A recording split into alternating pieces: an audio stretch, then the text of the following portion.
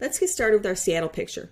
Now remember, we want to bring in the clouds to replace the sky, and we're going to bring our sailboat over. So what we'll need to do first is remove the sky from this picture, or make a selection of our sky. I've already saved a selection for us, so let's click on the Select menu. And let's point to Load Selection. And you should see Sky next to the channel. We're going to click OK, and that calls up our selection. As you can see, our selection isn't very well defined because we're losing some of the detail of our images. Some of the curves aren't curvy enough, and some of the straight edges on the buildings aren't straight enough. And we've lost the top of our Space Needle and that crane on the right-hand side. So we're going to use the Refine Edge. Select Refine Edge to improve the selection.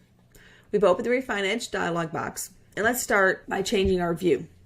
If you recall, we press the F key, that'll cycle through our views, and let's get to the black and white mode.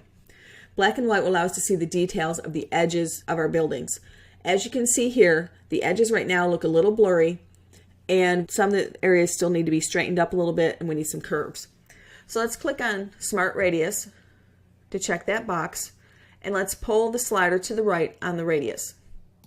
As we go to the right, you'll notice we start to get detail where we're seeing better edges on our buildings.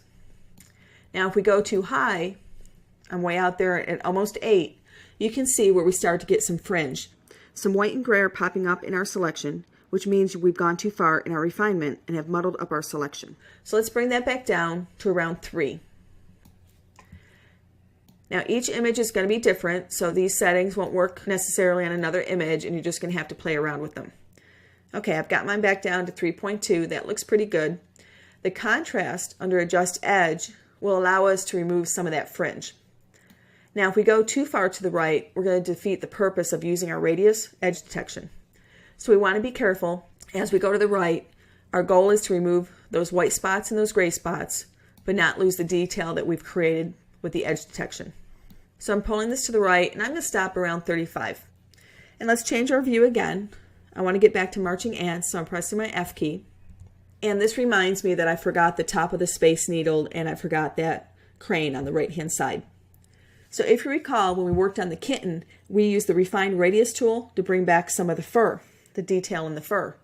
So let's use that tool now and use a small brush head, and we can try and bring back some of that crane and some of the top of the Space Needle.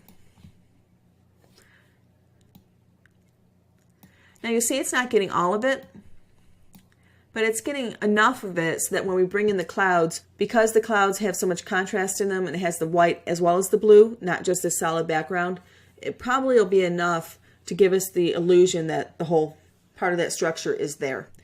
Let's go ahead and press the F key, and you can see in the overlay mode, we can actually see where it brought back some of those features. And we could continue to try and play with the Refine Radius tool to bring back more of it. But I think we might have enough here. And we can always come back later and try and improve that with other selections. Let's click OK.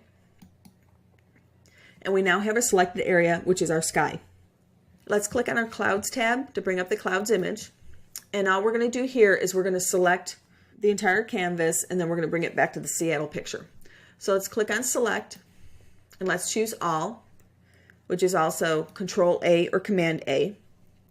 And we're going to choose Edit, Copy, Control C or Command C. And we're going to go back to Seattle. And then we're going to point to Edit. And instead of choosing Paste, we want to point to Paste Special. And we're going to choose Paste Into. What that does, if you look over in your Layers panel, is it created a new layer with a mask of the sky that we selected previously.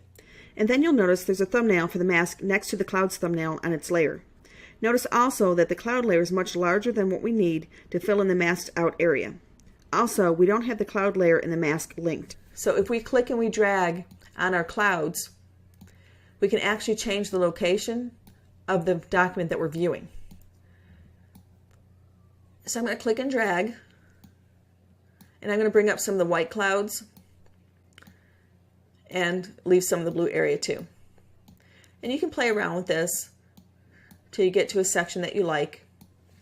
And you'll see now our Space Needle actually looks pretty good. Again, remember, we're from a distance looking at the skyline, so you wouldn't see all the detail.